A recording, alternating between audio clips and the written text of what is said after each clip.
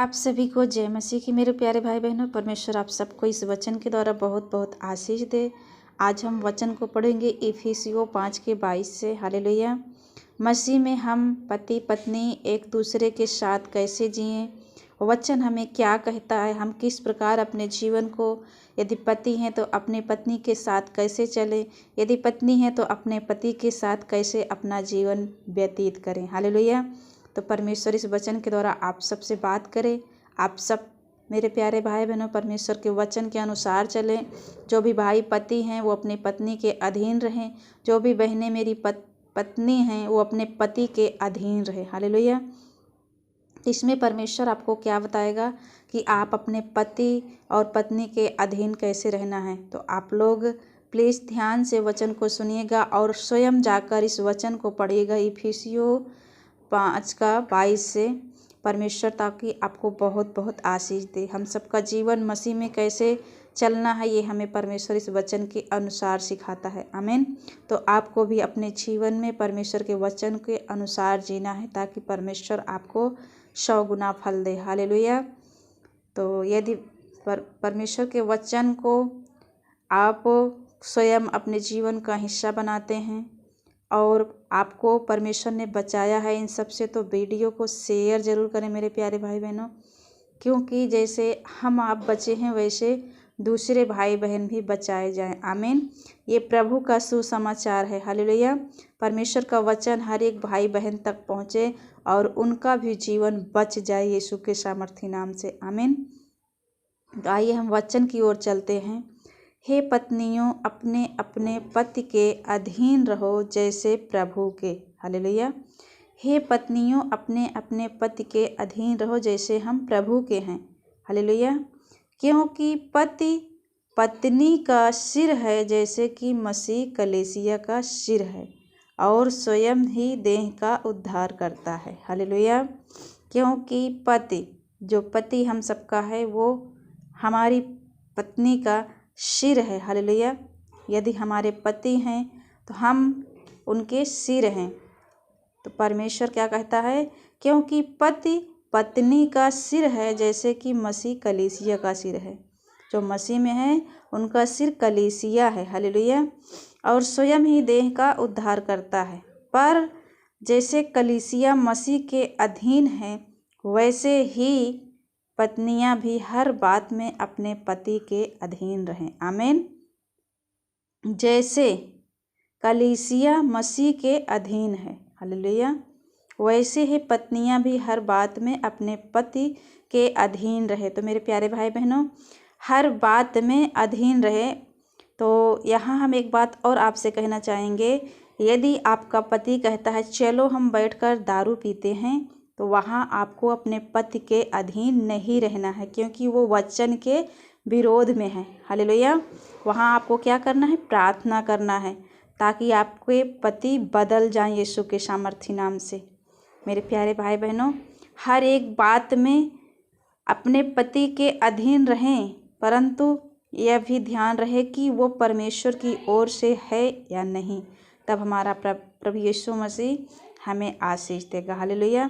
वैसे 25 में लिखा है, हे पतियों, अपनी पत्नी से प्रेम रखो जैसा मसीह ने भी कलीसिया से प्रेम करके अपने आप को उसके लिए दे दिया।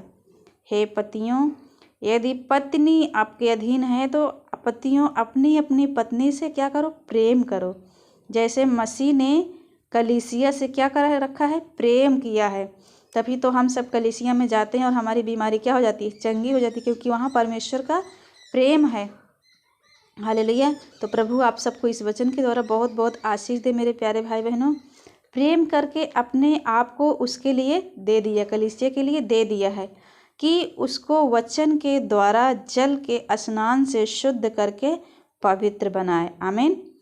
प्रभु हमें और आपको पापों से छुड़ाकर क्या करता है, पवित्र करता है। हालेलुया। और उसे एक ऐसी तेजस्वी कलीसिया बनाकर अपने पास खड़ी करे जिसमें ना कलंक, ना झुर्री, ना कोई और ऐसी वस्तु हो, वरन पवित्र और निर्दोष हो। हालेलुया। इसी प्रकार उचित है कि पति अपनी अपनी पत्नी से अपनी देह के समान प्रेम रखे। हालेलुया। इसी प्रकार यह भी उचित है कि आपके पति, हमारे पति अपनी अपनी पत्नी से, हालेलुया, वो अपनी पत्नी से अपने देह के समान प्रेम रखे।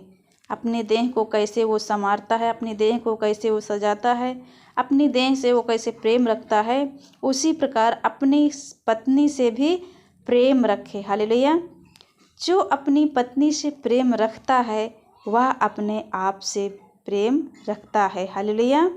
जो अपनी पत्नी से प्रेम रखता है वह अपने आप से भी प्रेम रखता है। हालेलुया। क्योंकि यदि पत्नी उसकी देह है, अपनी देह के समान अपनी पत्नी को प्रेम रखता है तो वो अपने आप से भी प्रेम रखता है। आमीन। क्योंकि किसी ने कभी अपने शरीर से बैर नहीं रखा। हालेलुया। क्या हम अपने शरीर से बैर रखते हैं? नहीं ना।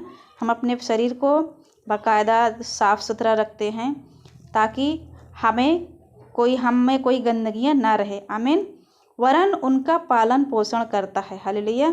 हम अपने शरीर का क्या करते हैं? पालन पोषण करते हैं। हालेलुया।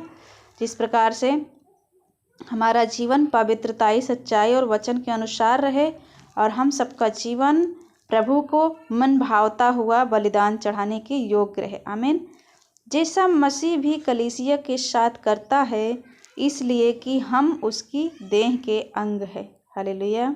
जैसा मसीह भी कलीसिया के साथ है, वैसे इसलिए कि हम उसकी देह के अंग हैं।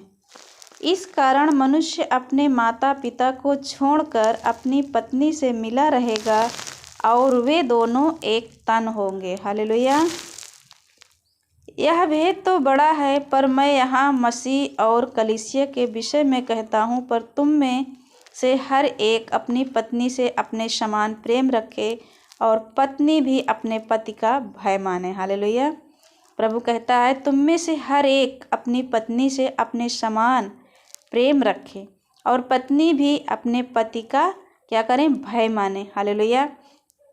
यहाँ एक बात फिर हम आपसे कहेंगे, यदि आपका पति चोरी करने के लिए कह रहा है तो आप कदापि ऐसा ना करें। जो परमेश्वर के वचन के बाहर है, यदि आपका पति ऐसा कहता है करने के लिए तो ऐसा आप ना करें। मेरे प्यारे भाई बहनों, जो प्रभु के अनुसार है वही परमेश्वर के भय के अनुसार आप अपने पति का भय माने। आमीन। तो परमेश्वर आप सबको इस वचन के द्वारा बहुत बहुत आशीष दे। मेरे प्यारे भाई बहनों, हम मसीह में पति और पत्नी का जीवन कैसा होना चाहिए परमेश्वर ने हमें आज के वचन के द्वारा सिखाया है। तो प्रभु आप सबको इस वचन के द्वारा बहुत बहुत आशीष दे। परमेश्वर, यदि वचन में आपको विश्वास है तो आमीन करके जरूर रिसीव करें, ताकि आपके जीवन को बदले और आपके जीवन में 100 गुना फल लेके ये वचन आने पाए। प्रभु का अनुग्रह और दया आप सबके जीवन में अब से लेकर सदैव तक बनी रहे। आप सबको जय मसीह की। God bless you all.